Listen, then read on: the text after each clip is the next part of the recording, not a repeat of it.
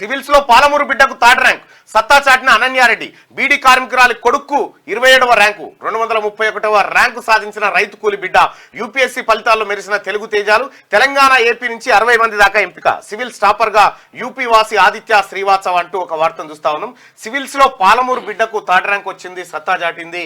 ఇక బీడీ కార్మికుల కొడుక్కు కూడా 27వ ర్యాంక్ వచ్చింది, 231వ ర్యాంక్ సాధించిన రైతు కూలి బిడ్డ అంటూ యూపీఎస్సీ యూనియన్ పబ్లిక్ సర్వీస్ కమిషన్లో ఇది భారతదేశంలో అత్యున్నతమైనటువంటి ఉద్యోగం. అంతే. ఈ సివిల్స్ సాధించడం అనేది అంటే ఒక గ్రేట్ అచీవ్మెంట్.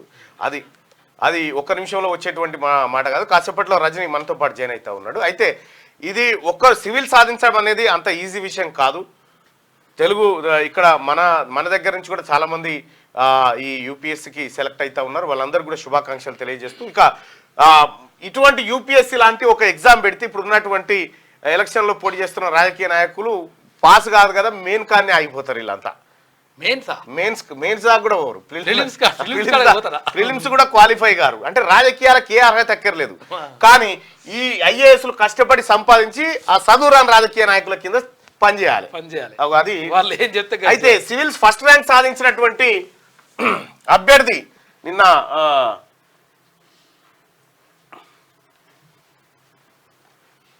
ఇగో ధూమ్ధామ్ శ్రీవాత్సవ్, ఈయననే ఆల్ ఇండియా ఫస్ట్ ర్యాంకర్.